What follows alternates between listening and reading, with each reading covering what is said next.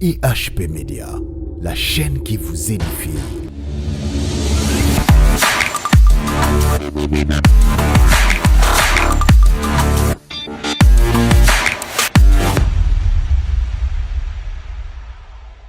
Lokumu ezonge pa ina nzambe wana oya pesi biso lisusu moma malamu ya kosangana po na kokabola liloba na nzambe. Nzambe apambola yo mwana le bon berger, nzambe apambola yo abonné nyonso ozolanda biso e poto fungola mayanga ni na biso na kanisa tokolobela toujours abonnement na biso. Boko ya ko remarquer que na ba vidéo na biso mingi tokomi na ba 1000 vies, ba 500 vies, ba 700 vies, ba 900 vies, ba 800 vies. Mais ce qui totali ba abonné na biso okomona tozana ba 200 et quelques. Donc ezo la kisaka ba tebele ba s'abonna mabe. Donc vérifier abonnement ou bien répéter yango. Soko s'abonna et ko répondre te. Soko s'abonna te et ko répondre pour abonnement na yo. Tango nyo sur les réseaux landa biso na kansa contribution na yo ya liboso majeur ezali abonnement na yo na chaîne pour na chaîne pe kolaka. Les toujours un moment où il y a ko partager liloba na nzambe. Tantôt toujours na possibilité ko contribuer na misolo na biso te. Mais abonnement na yo eza contribution déjà mobimba. Omoni ekozala pina malamu mingi. Nzambe apambola biso, nzamba apambola bino. Tolobela ki l'homme risé mbala mususu toloba ki toko continuer ko lobelango. Toko continuer ko lobelango l'homme risé. Alors, lelo toke na deuxième partie na biso l'homme risé. Et na biso liboso toloba ki l'homme risé a montaka ba complot. Tout le monde qui na Jérémie 11 kuna ndenge ni na montaki complot ko boma Jérémie. Et Jérémie le bikende e nazalaki lokola ntaba. Oyo babanda ko kende ko boma na abattoir. Nzambe a révélinga ba secret na bango. Ndenge tolobaki batu ebele na mabele et loko eso boma bango information bazana ngote. Baza pena na information te. Les réseaux traverser ba situation difficile. Les réseaux vivre na mabele faut za la kana information pona libara na yo, pona mosala na yo, pona liboto yo botama information eza vraiment nécessaire. Et source moko ezali fiable ya ko informer biso eza ka molimo mosanto. Ndegi Bible ba kia ko ya pona ko révéler biso les choses cachées. Lelo toke na deuxième partie à homme rusé. To lobi homme rusé apesa ka batoli ya mabe. Omoni homme rusé apesa ka batoli ya mabe. Il donne des mauvais conseils. Il donne des mauvais conseils. Homme risé apesa ka batoli ya mabe. Ndeko to ya ko remarquer na mabele batu ebele ba baby.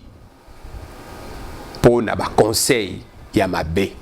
Toko bondela nzambe yo nangai chaque fois liro solanda biso soko moni to bondela kolekisa mbango mbango te. Zala na be ya service yo pe bondela. Seigneur to pamboli yo to inviter présence na yo yaka mokonzi ozala na biso bandeli pe suka. Zwa contrôle ya nyonso. Moina zala na parti mon côté régner ko banda tango yo. Salelanga mombo no disposer mitema auditeur na kombo na Yesu ndetolobi. Amen. Na lombangu penda mingi tozokende kotanga tolobaki bato ebele ba baby bakoti na kosala mabe likola ba conseil ya mabe bato mingi babutama malamu mais na kokola na bango eloko détruire bango conseil to monyango epai na ba président to monyango epai na ba ministre to monyango epai ya mwasi moko epai ya mobali moko to monyango na ba couche nyonso ya bato ke suite ya ba conseil ya mabe mutu wana a baby mama wana baby papa wana baby jeune fille wana baby awa tokokene na 1 roi chapitre 21 yo tanga ngo mobimba pona tango na biso tokomona ke roi Akab ayoki posa kosomba bilanga ya Nabot oyo ezalaki penipena lopango na ye kobanda na verset 1 kuna. Babi, après ces choses, voici ce qui arriva à Naboth d'Israël. Avait une vigne à Jezreel à côté du palais d'Akab, roi de Samarie. Et Akab parla ainsi à Naboth: cède-moi ta vigne pour que j'en fasse un jardin potager, car elle est tout près de ma maison. je te donnerai à la place une vigne meilleure, ou si cela te convient, je te payerai la valeur en argent. Mais Naboth répondit à Akab, que l'Éternel me garde de te donner l'héritage de mes pères. Akab rentra dans sa maison, triste, irrité à cause de cette parole que lui avait dit Naboth de Jezreel. Je ne te donnerai pas l'héritage de mes pères. Et il se coucha sur son lit, détourna le visage et ne mangea pas. Ne mangea rien. Omoni, quelque part, a fongoli déjà porte. Ndeko tozala makasi. Eza na biloko ebele na mabele tokozwa yango te. Tokozwa yango kaka na moment oyo Nzambe permettre biso. Eza pe na biloko ebele na mabele tokotikala kaka kozwa yango te. Na pesi supposons maman moko abota mwana na ye. Est-ce que yuko appartenir mwana wana sans avis ya mama wana? Non. Akotikala ko kozala mwana na yote soki mama na pesi yote be papa na pesi yote. Mwasi moko bo abala na ndako alibala na ye. Yo zolula ye. Est-ce que kotikala ka kozala mobali wana? Lobobo mobali wana. Mwasi wana. Obe mobali wana. Soit luli mobali kotikala ko kozala mobali neti, soit luli moso kotikala ko kozala mwasi na ete. Donc ezana biloko beleza ya biso te. Omoni lupango wa muninga. Kamia muninge loko muninga tie na nzoto na ye. Ozana motema kaka ozwango. Omoni pa diable azofongo azozwila bana na Nzambe ebele. Envie wana. Vouloir ya posséder tout pour soi. Et ça peut piéger pas bana na Nzambe. Non. Tozwaka nyonso au moment convenable. 1 Pierre chapitre 5. Omoni soko banotanga banana verset 5, aucun verset 7. Kono babi milité, il nous élève au moment convenable. Au moment convenable, Nzamba kopesa yo. Ya tant que roi, akepa ya moi, mutu petit peuple mo kamboka na ya sengi bilanga baboyi na bango kopesa yi. Aliete, qui t'a dit ça? Soko zelo ko wana te, okoma na souci. Donc yenda créer qui porte mo inya kokota. Bana na Nzambe bele ba créer porte pour mo inya kokota. Et pa wana ndo ko so conseil ya mabe. Lere mobali wana boyi yo. Olio ke ndoko bondela, yo ke bondela te. Yo komi na souci, mutu nyonso akocha yo ka. Okomi na basiri ménage, lere mwasi wana boyi yo. Lere balongoli yo na musala. Lere mwasi wana biso banda lelo pinanga na lingi na ngali susu te. Bipa nyonso kofanda meme na wenze po kino te kaka batu fuba ye bango. Na balebali pa yo fanda ka batu. Omoni lere fongoli porte wana. Quelque part moina ko ya mbala moko kwa kotisa oya yisi ko conseil. Oh, papa oya fongoli porte. Dans verset 7, Jézabel, sa femme, vient auprès de lui et lui dit, pourquoi a-t-il l'esprit triste et ne mange-t-il point? Arianoli kaka ndenge makambo aute kokutana nango kuna. Habité, vraiment papa na tokangana le lupango. Yoka siko conseiller ya mabe. Et pas itoza penda makasi yango na verset 7 alors Jézabel, sa femme, lui dit, et c'est bien toi maintenant qui exerces la souveraineté sur Israël. Lève-toi, prends de la nourriture et que ton cœur se réjouisse. Moi, je te donnerai la vigne de Naboth de Jezreel. Yayo. Tal nenga zo betatolo, on a nini? Homme rusé. Les tosol ba l'homme rusé, azape mwasi, azape mobali, azape mokolo, azape mwana. Tolbi l'homme na sens moko général. Ah, tout le monde Jézabel, au lieu de la femme risée, tout le monde toujours l'homme risé. Donc, Azara qui n'a pas risé belé, moi c'est Bakisi, moi c'est Bondoki, moi c'est Bonganga, Yenda Mema qui idolâtrie na Israël, a penguisa qui roi Oyo. Omoni, ndenge lelo tozomo la batumi bali babala ni kaka, soit mobala penguisi mwasi, soit moi sa penguisi mobali. Tout le monde peut makambe yemabe ba pratique ezali na kata ndako te ya vie ekoti. Yo ka silence aso yebisai. Nena lobi soki yoza na pouvoir moko boye. Oza na responsabilité moko boye. Oza na parcelle moko d'autorité. Nde ba makambo nyonso epesa melio privilège. Donc faut zalo desi ya nyonso. Faut trancher ndengo lingi non. Même aux papa, droit à moi nezali. Même aux ali chef de famille, droit à bato ezali. Même aux ali président, droit à ba peuple ezali. niveau nyonso socio nzambe apesi biso oto bato mokili bapesi biso droit moko d'autorité yango nde kozala porte d'entrée ya kotortire nango bato te mpo nga naza professeur na ye donc naza obligé ya konyokola ye soit nabima na ye soit nakate bapoint amoni na conception ya mwasi oyo ayebeke soki moto aza na autorité moko boye donc ye moto aza na nyonso non mpo nga naza pasteur bamembre nyonso batikala lisu bacollaborateur trice batikala na liloba te oyo nga na tranché yango wana kaka je me trompe tu te trompes aussi amoni donc atomoni mama oyo azopesa papa oyo alibila moko alia nani bazwi yango te etala assurance yo te moto oza mokonzi donc oko tranché oloba ni banda lelo na botoli yango biloko boni bato bazwi na makasi mpona baconseil ya mabe pa ya baninga lelo tomoni papa moko akufa atika lopango na ye bana bazotelangana pourquoi mama moko papa moko bapeseke conseil ya mabe soti pa ya mwasi ni pa ya bandeko ovie ye bakendi yo totikali na yo oboye bakende na kata famille oyo ngai nde naza chef de famille oza chef de famille na qualité ya bato na mapango ya bato te lopango etikali ya borphelin soko sala bongo nde kozoka nga nzambe apesi yo possibilité koyoka nga zongisa lopango ya bato même bible ezo déclarer que héritage eza ya bana patrimoine eza ya bana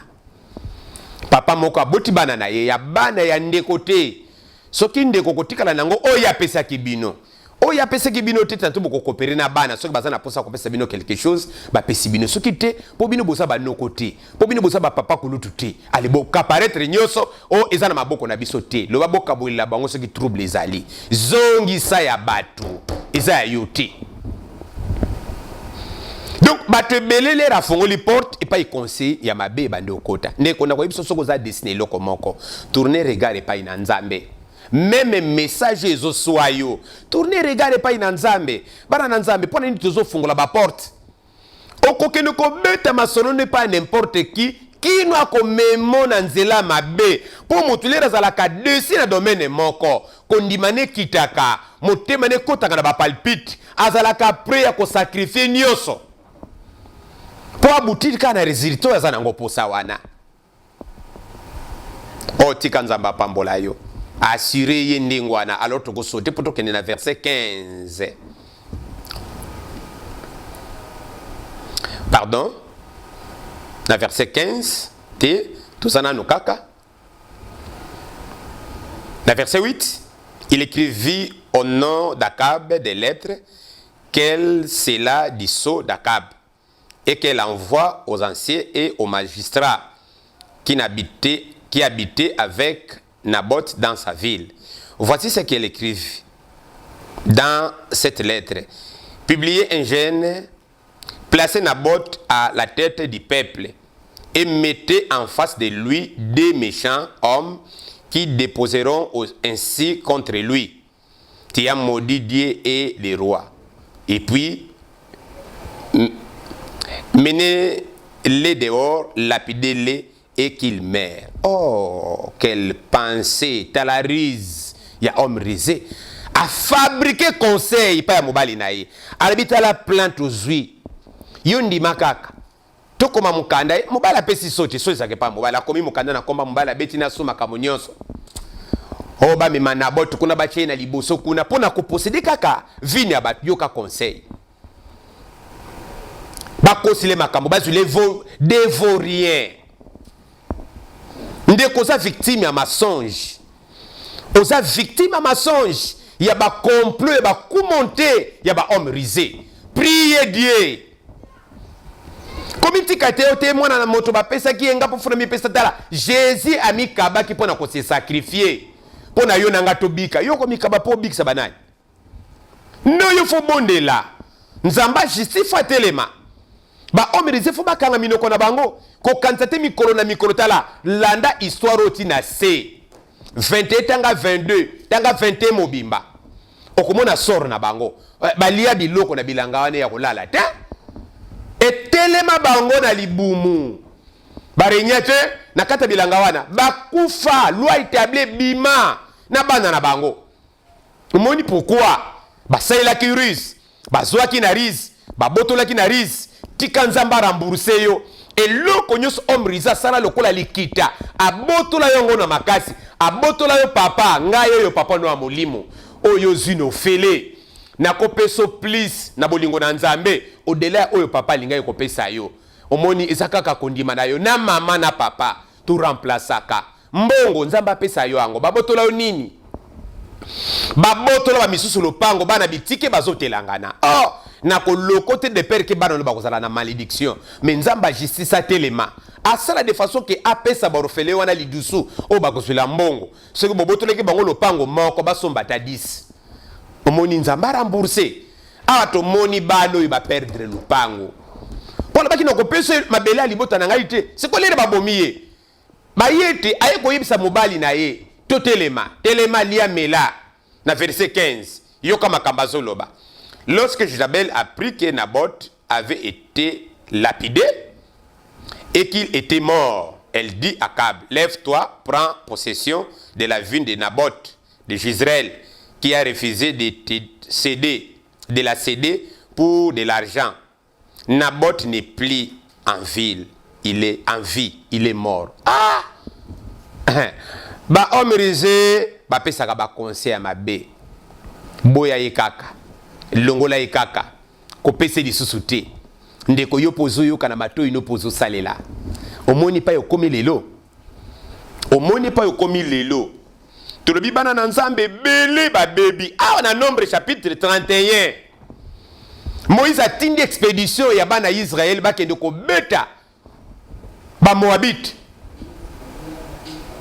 babeti bango pona revanche ya makambo bango pe basala ki bango ordre nzambe ba gagner bataille po ba ebisaki bango ba exterminer bango ba bombi basina bango okotanga ngo pina malamu na Nombre verset 14 à 16 Moïse azoloba mebino buzongi bobombi basi opona nini boyebite bango nde basalaki envoûté pa magicien Balam yenda envoûté basi oyo po babebisa territoire na ba conseil ya mabe abana kopesa bango ba conseil ya mabe bakotaki na impudicité bakotaki na idolâtrie bakotaki na ko blasphémer kosala n'importe quoi bana Israël à travers basi oyo bango wana nde bazalaki envoûté ba inciter ba israélite na banzela mabe nani a inciter na ba conseil ya mabe asalaka nganga te azani kaka mama wana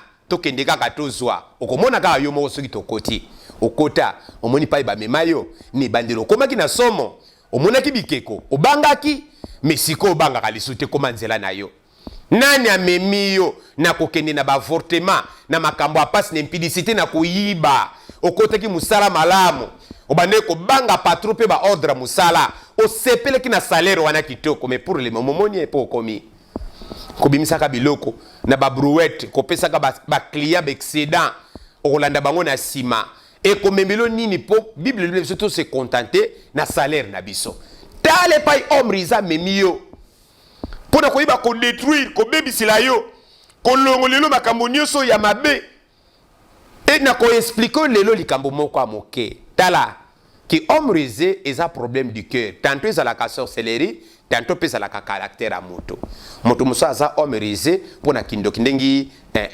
balama zalaki sorcier omoni peto komona na Genèse chapitre 3 verset 1 à 4 landati na se et boti malédiction sorcier te satana ayekobisa bango nzambe penza ayebisaki bino penda ya solo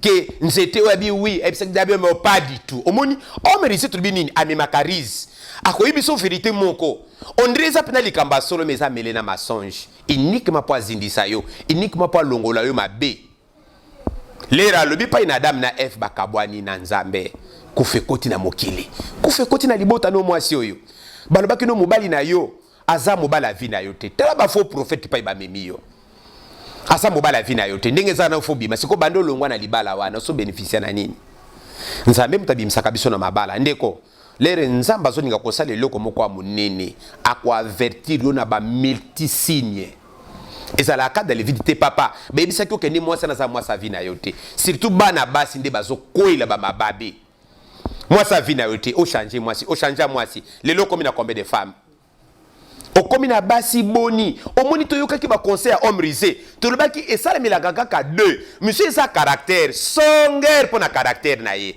misu pe œuvre sorcellerie kindoki oya lia banda bomwana ndi pusake biloko wana epa yazali amemaka kaka makambo mabe diye mtakomo ya kubimisa mobali na yo mobali na zalaki mutakimia abimaka na ete melera azui camarade wana omerisé aibi makamba babar aibi makamba ko bima aibi makamba ko kende ko mela ko pengwa aibi makamba ko fingo pe ko beto bambata mais sambela mwana na nzambe yo kaka kolela na kolela kotele ba prière ko simba ya sanani ya nzambe te zui la position de prière belela justice nzambe le banzambo lo baki mutu na mokila ko kabola te oyo kangisaki nani akotele maliboso abomo inanga ndengi mamoyi bapengwisa yo epa ba omerisé kopeso batolia mabe kobanga mobali na yo te okoti na désobéissance civile na kati ya ndako contraire ya ba règle oyebaki yango te so beso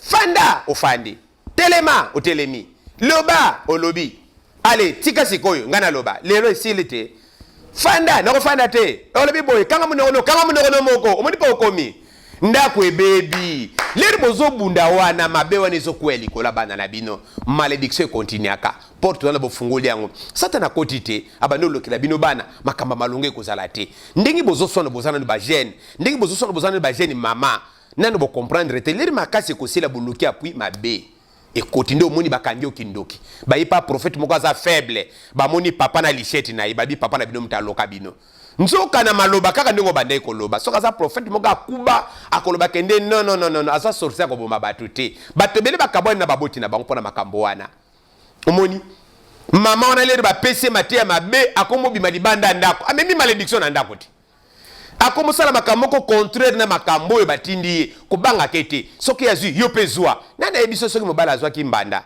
azwela ki mbanda yo po fuzule mbanda fuzwa na kinsoki ngape na kozongisila ye kobanga kate yo ndo kutopesa ki mtu makasi po banga ko moni ba conseil mabe ali yo poko mobanga to komo kene so mibali libanda lelo bana no baza modi sanke yo yeba sanke mbali no yeba ba revelo yo pete lele ba ko kende ko tambola ka bana ba ko mikolo ba ni ko milukela mama na binondoki ndoki oliate mobima osuya ndaku na yo pesa bango mbongo oya kitoko te balia bamela na mobali wana ndo moni lumpembe sila non na ipona ko condamner yo te na ipona bimiso na libulu wana po makambo yo ezo salama ndeko tozo kende ko wela ko tala biloko ekotonga biso te biloko eza mêlé na mensonge mais biloko eko ramener biso na voie positive tozo koka osalela ngo te soko bandika koyoka ngo prédication okati ndeko bongo kokota lola ngo na nini na munoko za mo Kristo aliaka liloba na nzambe yo liaka liloba mokili okotala ba théâtre okoyoka ba discours moko kaka prophète alobaki pona mboka ngo makamba lobelaka biso no nde tokobongisa mboka le tolingi nzambe le to bondeli nzambe mingi asunga biso makambe bele ko tambla l'air yo nanga to prendre conscience ti oyo biso tozo sala kasi ba porte zo fongwa mate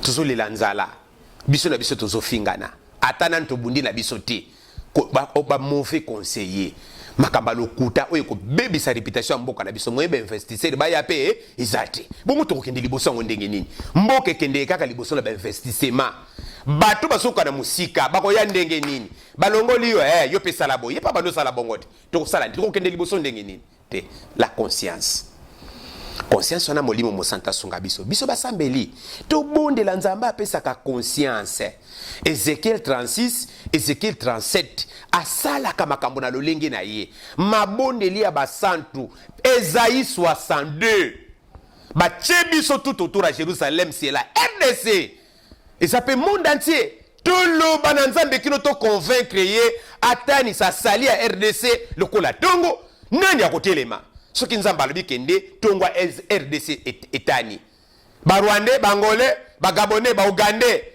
ba Centrafricain ba nani ba kotelema ba kokoka te po nzamba koluka mécanisme ko contrer bango mais biso to sambela yango na rôle na biso remède ona lingi na pesa yo lelo mwana na nzambe nyoso zolanda ngai pona ba homme risé Matthieu chapitre 18 verset 8 à 9 balobi soki loboko na yo eza obstacle na bomoi na yo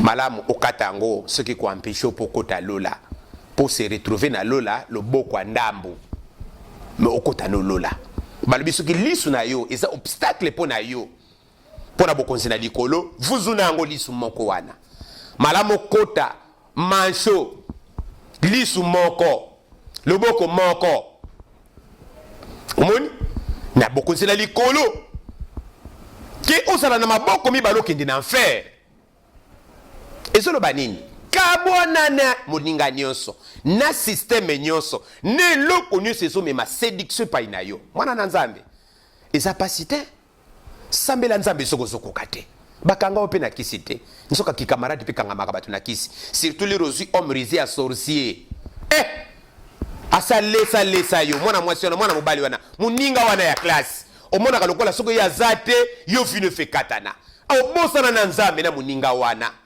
kaka moninga wana oyo alobi yango wana kaka yo kosala oui non soki alobi gauche droite tala tolandaka yesu tolandaka bato te tolandaka yesu kabwana na moninga azomemonaki ndumba na moyibi na lokuta na makamba mabe oyekoli na komela masanga obandi komona masanga bololo ne bandeli mais lelo komi kuite tala na ba aire de prière ne komi désordonné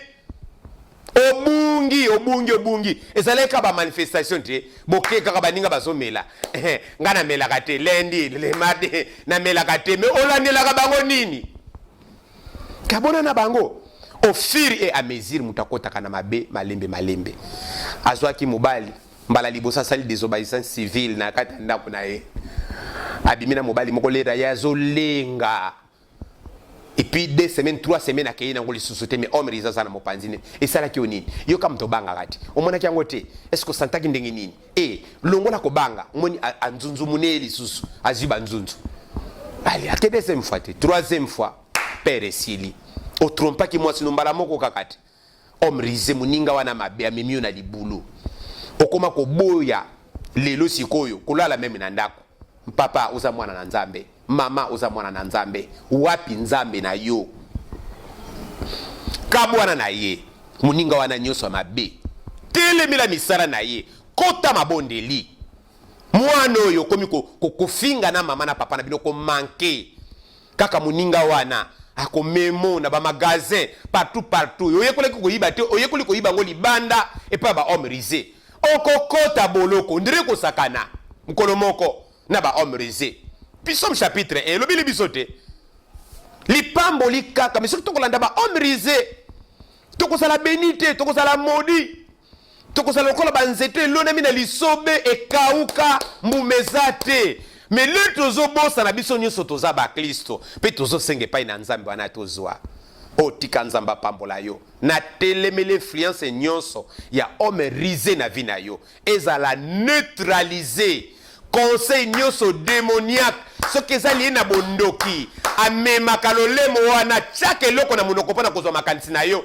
alobelo yoka ye kobanda moma ozoyoka mongongo na ngai nzamba déconnecté na sor wana au nom de Jésus-Christ yo ozala libéré nzamba apambola yo nzamba abatela yo tozo continue kokoba na homme risé et tokokobaka tomoni aformaka ba complot lero tomoni apesaka ba conseil ya mabe kabwana na eloko wana pokota lola soko kokoka te benga pasteur tozwa ba moment de prière soko kokoka te tikilanga ba audio ekozala malamu mingi vérifier abonnement na